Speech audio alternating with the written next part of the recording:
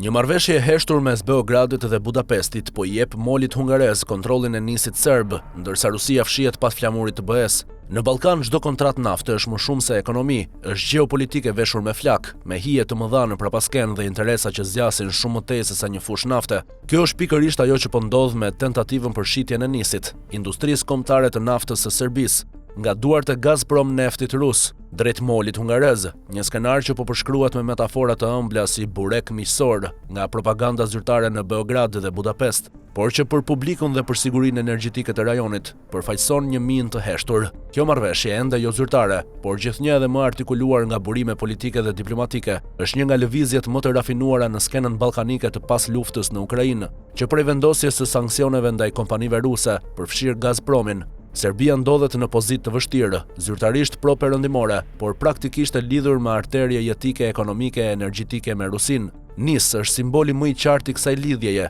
krijuar nga shteti Jugosllav, shitur më pas me çmim simbolik të rusët. Nis sot është një nga pikat më strategjike të kontrollit të energjisë në Ballkanin Perëndimor. Në këtë kontekst, transferimi i pronësisë nga Gazprom rus tek moli hungarez nuk është thjesht një veprim ekonomik, është një operacion gjeopolitik i zgjuar, një formë zbardhjeje e kapitalit rus përmes një shteti antar të BE-s, Hungarisë së Viktor Orbanit, i cili prej vitesh luan rolin e portës së pasme për interesat e Kremlinit në Evropë. Ky është thelbi i kësaj skeme. Rusia nuk largohet nga Nis.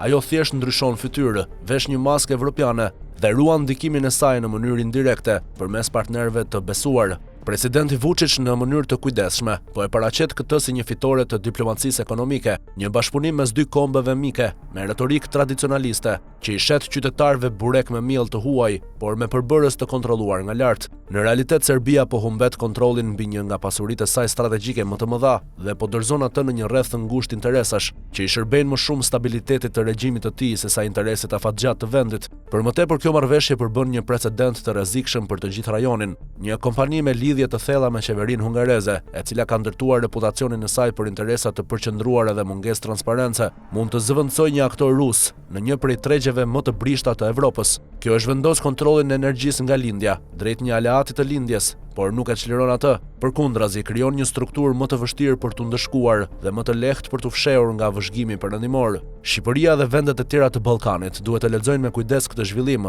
sepse çdo rikonstruktimi i tregut energjetik serb ndikon drejt për drejt në rrjetet rajonale, me kontratat ndërshtetërore dhe balancat e import-eksportit dhe përfundimisht në sigurinë kombëtare. Nëse Serbia vendos të bëhet platformë logjistike për interesat energjetike të Budapestit dhe të Moskës pas perdes, atëherë projekti i pavarësisë energjetike rajonale rrezikon të bëhet një iluzion.